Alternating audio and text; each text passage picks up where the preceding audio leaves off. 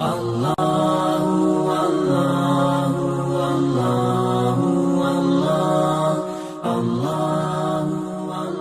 ar-Rahman ar-Rahim.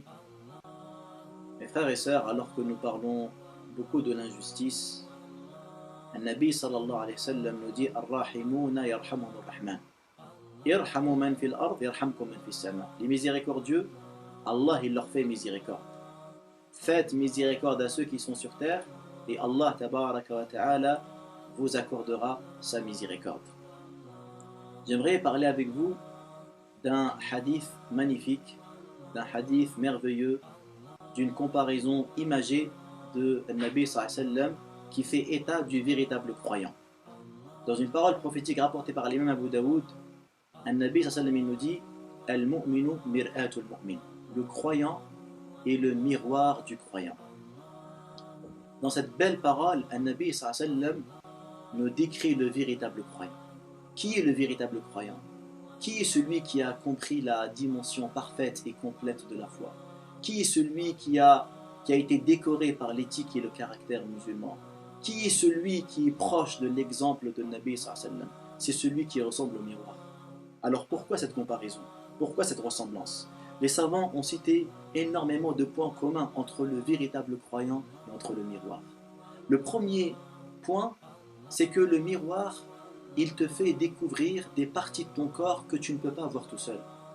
Le miroir, il peut te faire apparaître des moments, des endroits, des angles de ta vie que toi, tout seul, tu ne peux pas voir, comme ton frère croyant, il est là pour t'épauler, il est là pour t'aider afin que tu sois encore plus beau, afin que tu sois encore plus pieux. Ton frère croyant, il va refléter les aspects et les côtés que toi, tu ne peux pas voir de ta propre personne. La deuxième raison, le miroir est véridique. Le miroir ne porte pas de rancœur. Le miroir ne porte pas de jalousie. Le miroir se contente de refléter avec exactitude ton apparence. Troisième raison, le miroir, il est net. Le miroir, il est pur, comme le cœur du croyant.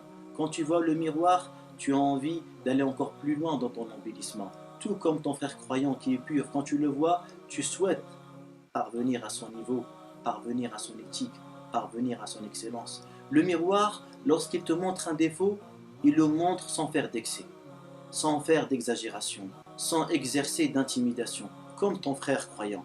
Le frère croyant, lorsqu'il voit une faute, il ne l'aggrave pas. Quand il voit une faute, il mesure les erreurs. Car il y a des erreurs qui sont très graves et il y a des erreurs qui sont moins graves. Malheureusement, certaines personnes qui sont animées par la haine, par la jalousie, lorsqu'il voit une petite erreur de son frère, il va l'amplifier, il va l'aggraver au point où il en fait un péché abominable. Le miroir, également, il a comme qualité, c'est que le miroir se contente de refléter uniquement ton aspect extérieur. Le miroir, il sait qu'il n'a aucun pouvoir de connaître ton fort intérieur. Parce que le fort intérieur, il n'y a que Allah tabaraka wa ta'ala qui le connaît. Le miroir ne se mêle pas de tes intentions. Le miroir n'exerce pas de procès d'intention. Le miroir, il ne cherche pas qu'est-ce que tu penses. Il ne cherche pas qu'est-ce que tu caches dans la poitrine. Tel est également le véritable croyant. Le véritable croyant, il ne cherche pas à faire des procès d'intention à ses frères. Il ne prétend pas avoir le pouvoir de lire de ce qu'il y a dans les têtes. Il ne prétend pas de savoir pourquoi tu as dit cela, pourquoi tu as voulu faire ci, pourquoi tu as voulu faire ça. Comme on entend souvent certaines personnes qui s'autoproclament juges et qui ont ce don de savoir qu'est-ce que tu as voulu dire ou qu'est-ce que tu as voulu faire. Tout comme également, le miroir, il est juste envers tout le monde. Toute personne qui a un défaut sur le nez, le miroir, il va refléter, il va transmettre ce défaut-là.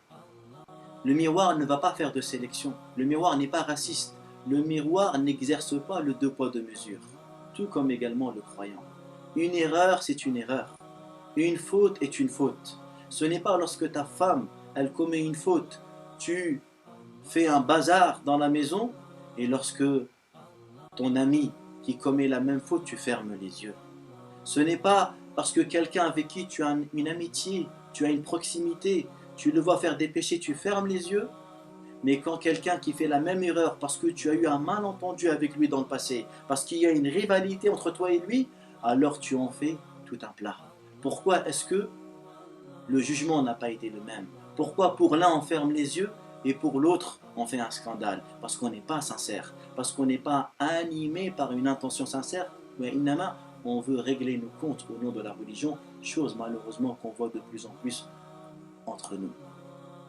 Également, parmi les qualités du miroir, c'est que le miroir, quand tu t'éloignes de lui, il cesse de te présenter. Tout comme également ton frère croyant. Quand tu es à côté de lui, il entend tes secrets, il voit tes défauts. Mais une fois qu'il s'éloigne de toi, il préserve ton honneur. Il ne parle pas sur toi, il ne dévoile pas tes secrets. Qu'Allah subhanahu wa ta'ala nous aide à être comme le miroir. L'imam Abdullah ibn Mubarak, mort en 180 de l'Hégire, il dit « Je n'ai pas souffert d'une chose dans cette vie comme le fait que je n'arrive pas à trouver un véritable frère en Allah. » Si Ibn al-Mubarak le dit alors qu'il est mort en 181 de l'Hégire, si Ibn al-Mubarak il dit ses propos alors qu'il a rencontré les plus illustres savants parmi les pieux prédécesseurs, qu'est-ce que nous, on doit dire à notre époque? Sache mon frère et ma soeur, si Allah subhanahu wa ta'ala t'a permis d'avoir un ami qui ressemble au miroir, alors préserve-le. Et invoque Allah tabaraka wa ta'ala de le préserver. Et si tu n'arrives pas à trouver un ami comme le miroir, qui est le cas de beaucoup parmi nous, alors demande à Allah tabaraka wa ta'ala dans tes invocations de te faire rencontrer une personne qui sera comme un miroir qui va t'aider. Parce que le vrai croyant, il suit les volontés d'Allah.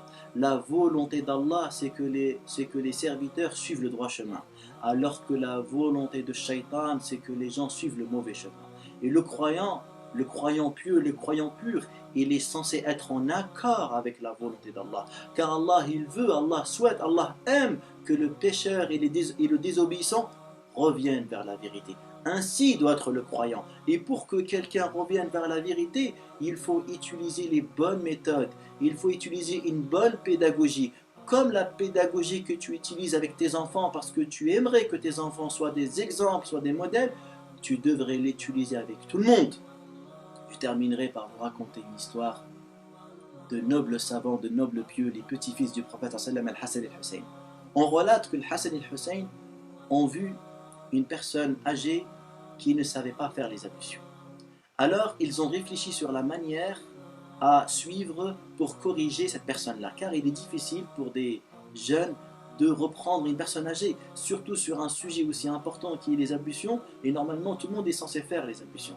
Alors ils sont venus voir cette personne et ils lui ont fait savoir qu'ils étaient en train de faire un concours pour savoir lequel parmi eux deux faisait le mieux les ablutions.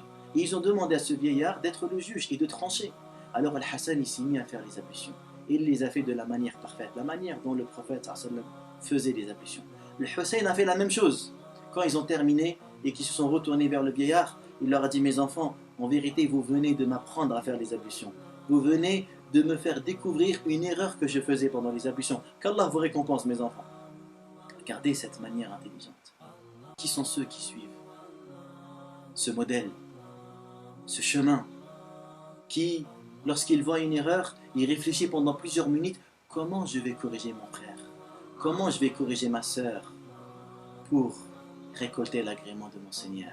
Qu'Allah subhanahu wa ta'ala nous aide à parvenir à l'excellence et à la droiture. Allahumma amin.